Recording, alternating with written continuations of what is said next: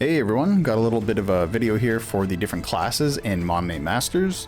Saw some people asking about them in Discord, so I did a little bit of research, and I haven't chosen mine yet. I've been putting it off for a while just so I can make this video. I'm at level 300 right now. So you got three main classes to choose from, and they branch off after that. The warrior is going to be a little bit better for PvP, medium range AoE damage with lifesteal and invincibility. So he's going to perform best in arena.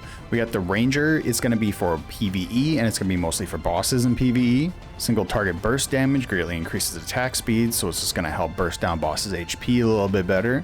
And then lastly we have the mage, which is also PvE oriented, but it's going to be more for clearing areas. It's going to be able to like one-shot mobs a lot better, so it'll be more helpful in the tower as well. So large scale AoE damage, recast upon killing. So we can hit class preview here. And as you can see, there is a lot. So we'll zoom in a little bit here. Choose the warrior. You're going to progress through 3 stages of warrior. You get a appearance change each time. And then it branches off into Hydra's Blade. Oh, looks like I beat a stage. And Flame Demon. So you keep going through there. And I wish they changed the last one to a different name. It'd just be a little bit cooler, right? So coming back here, we got the ranger. You get 3 stages of ranger. You got punk hunter and wood nymph, and they change appearance in the last few. So the punk hunter looks pretty cool. Reminds me of a plague doctor with that mask. And then lastly, the mage, another 3 stages of mage. And then we got the aquatic angel and the plague lich. Plague lich, yes, plague lick. So yeah, plague lich looks pretty cool as well. And you can change your choice, like if you choose, later on you can change, so you're not stuck in that class. So I'm leaning kind of towards the mage so I can push through the endless tower because you get a lot of summoning materials from there, but the ranger will be better for the bosses in the main campaign missions. So I'm having a hard time deciding between them. Anyway, we can check out their skills. So this guy has the fire and water class. Melee strikes target with a short range, dealing 120% damage. Spin a blade at speed. Spin a blade at speed, dealing 600% P damage to enemies within a medium range. Become invincible for 3 seconds. That is the reason why he's good at PvP. Increase your damage by 0.4% with every 1% HP lost. And grant all allies 5% leech for 3 seconds when you use an active skill.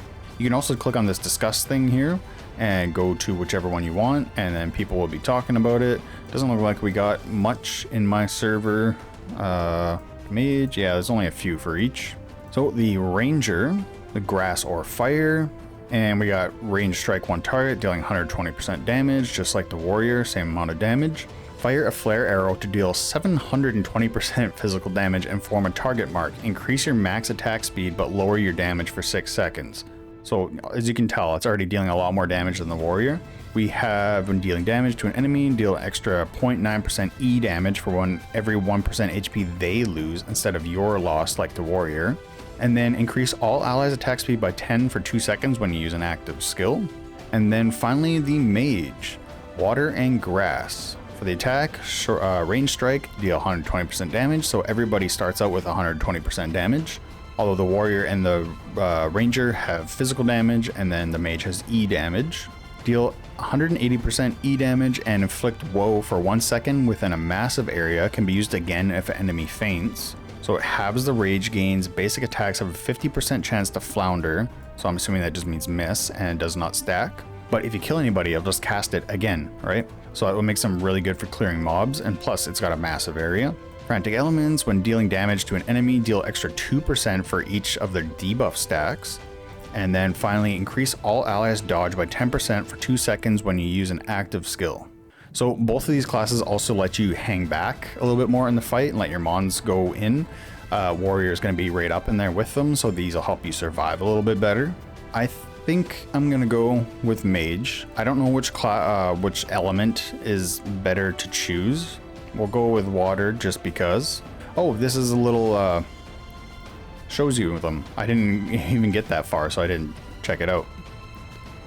So yeah, see, knock somebody down, use a skill again. You can just keep on doing it as long as you're killing people. So we'll go back, we'll check out the ranger. He's probably just going to be one-shotting people.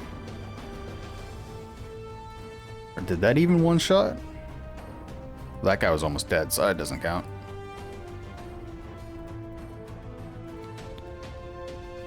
So, as you can see, it's taken a lot longer than the mage, because he's going to perform best against bosses. And then the warrior. Oh, and there we're by ourselves. So that's that leech coming into effect. So he's kind of living on the edge. So we got that invincibility and then the leech after that big hit. So I'm gonna go with the mage after all. It's just awesome. You can just keep spamming this skill. It's just instantly back. So we're gonna go with mage. I think that'll help us push through the tower a lot better as well. So if you're trying to decide on which class to choose, hopefully that helps you out a little bit. I should be coming up with some more videos on this game, so if you're liking it, make sure you subscribe, like, shoot a comment down below, and I'll catch you next time. See ya.